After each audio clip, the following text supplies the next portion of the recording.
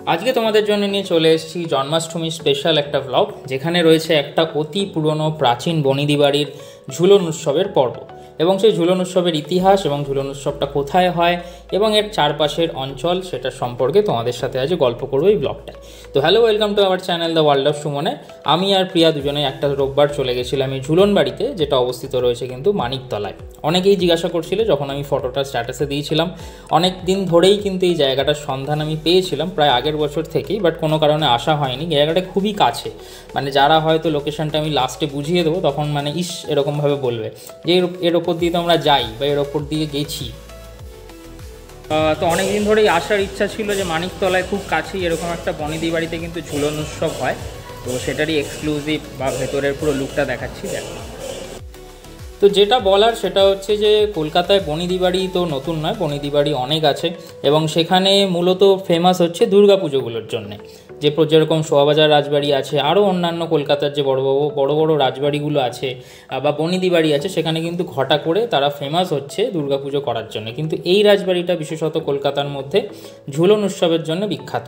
তো ঝুলন উৎসবের দিন থেকে এই বাড়িটায় ঝুলন যাত্রা শুরু হয়ে যায়। ঝুলন যাত্রা মানে রাধাকৃষ্ণের তো পুজো আরাধনা তো রয়েছেই, তার সাথে সাথে রয়েছে রাধাকৃষ্ণের যে গল্প, মূলত কৃষ্ণের যে গল্পগুলো আমরা ছোট থেকে শুনে এসেছি, তার যে মহিমা বা তার যে গাথা, সেই ঘটনাগুলো এখানে তুলে ধরা হয়। যেরকম ঠিক রাসের সময় হয় আমাদের কলকাতায় বা আমরা যেখানে থাকি সেখানে রাসবাড়িতে যেভাবে সাজানো হয় সেইভাবে এখানে সাজানো হয়েছে। তো এটা দেখছো মূল মন্দির, যেখানে রাধাকৃষ্ণকে খুব সুন্দর করে রাখা রয়েছে। ভেতর অবধি কিন্তু তোমরা যেতে পারবে। আমি ঠাকুরমশাইকে জিজ্ঞাসা করেই ভেতরে গেলাম এবং ফটো ভিডিও করলাম। তো তোমরাও করতে পারো, পারমিশন নিয়ে কোনো প্রবলেম নেই এখানে। এবং বাইরের জায়গাটা কিন্তু বেশ বড়। আর এটা বড় রাস্তা থেকে বা মেন রোড থেকে বলা যেতে পারে 1-2 মিনিটের একটু ভেতর দিকে, সেই জন্য কিন্তু অতটা বেশি কোলাহল নেই, অতটা বেশি ভিড় নেই। সেই কারণে আরও ভালোভাবে এখানে আমরা দর্শন করতে পারছি। এই দেখতে পাচ্ছ যেরকম প্রত্যেকটা যে খোপ আছে, প্রত্যেকটা জায়গায় এরকম কৃষ্ণের জন্মের মুহূর্ত থেকে শুরু করে মানে কৃষ্ণের লাইফের যে গুরুত্বপূর্ণ ঘটনাগুলো সেইগুলোকে এখানে এরকমই মডেলের দ্বারা গল্প আকারে তৈরি করা হয়। মানে এগুলো সত্যিই নস্টালজিক। এগুলো আস্তে আস্তে অনেক কমে আসছে। এগুলো আমরা তো প্রতিনিয়ত ছোটোবেলায় দেখতাম যখন বড়দের হাত ধরে এরকম ঝুলন মেলায় যেতাম, বা আমাদের এখানে যারা রাসে এরকম সাজানো হয়, তো সেখানে আমরা মানে লিঙ্ক করতাম আর কি। মানে কিছু কিছু ঘটনা আমরা বইতে পড়েছি, কিছু কিছু ঘটনা সেই সময় সিরিয়ালে বা মুভিতে দেখতাম। তো তখন বড়রা আমাদেরকে লিঙ্ক করিয়ে দিত যে দেখো এই ঘটনাটা হচ্ছে এইটা, যেরকম এই ননি চুরি করার ঘটনাটা এইভাবে চুরি করতো। তো এটাতে কী হতো, আমাদের ছোটোবেলায় আরও বেশি ক্লিয়ার হয়ে যেত ইমেজটা।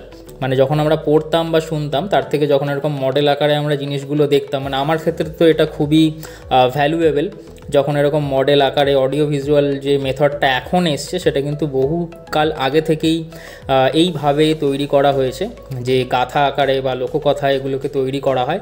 এটা দেখছো মূল গেট, এখান থেকে এই বাড়িটায় প্রবেশ করা হয়। তো আমরা যেদিন গেছিলাম সেদিনকেই মূল গেটটা কিন্তু বন্ধ করা ছিল, সেই কারণে আমরা মূল গেট দিয়ে প্রথমে মূল গেটের সামনেই আমরা ছিলাম, গাড়িটা পার্ক করে ওখান থেকেই দেখলাম বন্ধ।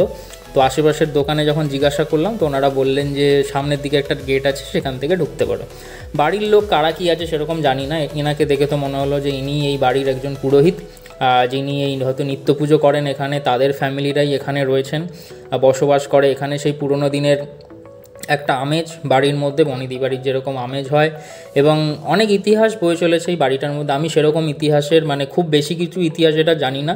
এখানে জাস্ট সেটাই জানলাম যে এই অঞ্চলে মানিকতলা অঞ্চলে কিন্তু বহু পুরনো প্রাচীন এই বাড়িটা, যেখানে ঝুলন উৎসবটাকে এখনও কিন্তু ধরে রাখা হয়েছে। অনেক জায়গায় অনেক কারণে কিন্তু এই উৎসবগুলো হারিয়ে যাচ্ছে, যেটা বাংলার কালচারকে রিপ্রেজেন্ট করে। সেখান থেকে মনে হয় খুব ভালো এটা, মানে যারা নতুন প্রজন্মের বা যারা নতুন এখানকে মানে যারা বাইরে থেকেও কলকাতায় আসে, মানে তাদের কাছে তো এরকম জিনিস নতুন বা প্রথম। তারাও এখানে আসছে কলকাতার একদম বুকে। এই জায়গাটা হচ্ছে একদম তোমরা যেখান থেকে বিবেকানন্দ রোড হয়ে বা সিমলা স্ট্রিট হয়ে যখন তোমরা চালতা বাগানের দিকে যাও, সেইখানেই বলা যেতে পারে এই জায়গাটা। ম্যাপেতে তোমরা এক্স্যাক্ট লোকেশনটা পেয়ে যাবে। তো প্রত্যেকটা জায়গায় যে যে ঘটনাগুলো ওনার জীবনের গুরুত্বপূর্ণ ঘটনা, সেইগুলোকে এরকম মডেলের সাহায্যে তৈরি করে দেখানো হয়েছে। আর সামনে তো রাধাকৃষ্ণের মন্দির রয়েছেই। ঝুলন উৎসব আমাদের এখানেও হয়, বড়নগরেও হয়, ঝুলন বাড়ি আছে আমাদের এখানেও। তো ঝুলনের সাথে পরিচয় আমার অনেক দিনের, এবং সেখানে শুধু রাধাকৃষ্ণের লীলা বা রাধাকৃষ্ণের যে ঘটনাগুলো সেইগুলোই ঝুলন আকারে সাজানো হয়। এখানে কিন্তু ঝুলনের অন্যান্য যে দিকগুলো যেরকম ঝুলনের পুরো প্রত্যেকটা দিনে আমাদের যেরকম সাজ আলাদা আলাদা হয় সেই সব তো রয়েছেই এখানে। তাছাড়াও কিন্তু এখানে এইভাবে ঝুলনটাকে এনারা সেলিব্রেট করে। বাইরে একটা প্রচুর বড় মেলা বসেছে, বড় রাস্তা থেকে শুরু করে, মেলাটাও আমি একটু পরে দেখিয়ে দিচ্ছি তোমাদের। তার মধ্যে কিন্তু এই এন্ট্রেন্সটা, ভেতরের জায়গা খুবই ভালো। দেখতে পাচ্ছ মানে সামনে একটা সুন্দর ফোয়ারা রয়েছে, মানে বহু প্রাচীন এই মানে ফোয়ারা স্ট্রাকচারটা, সেগুলো এখনও যে অ্যাক্টিভ রয়েছে সেগুলোকে মেনটেন করা হচ্ছে, খুব ভালো লাগে। অনেক বনিদি বাড়িতেই কিন্তু মানে এরকম অনেক কিছু থাকে, সেগুলো কিন্তু অতটা অ্যাক্টিভ থাকে না। এখানে দেখলাম বেশ ভালো রং ঠং করে প্রত্যেক বছর যত্ন সহকারে ঝুলন উৎসবটাকে ওনারা হয়তো নিজেরাই উদ্যোগ নিয়ে এটাকে সেলিব্রেট করেন। বেশ ভালো লাগলো দেখে। তো একদিনের জন্য কাছাকাছি যদি ঘুরতে যাও ঝুলনের সময়, তো এটা মনে হয় one of the best location. সেই কারণেই ভিডিওটা আনা আজকে। এবং দেখতেই পাচ্ছ এখন চারপাশটা তোমাদেরকে আরেকবার করে দেখিয়ে দিচ্ছি।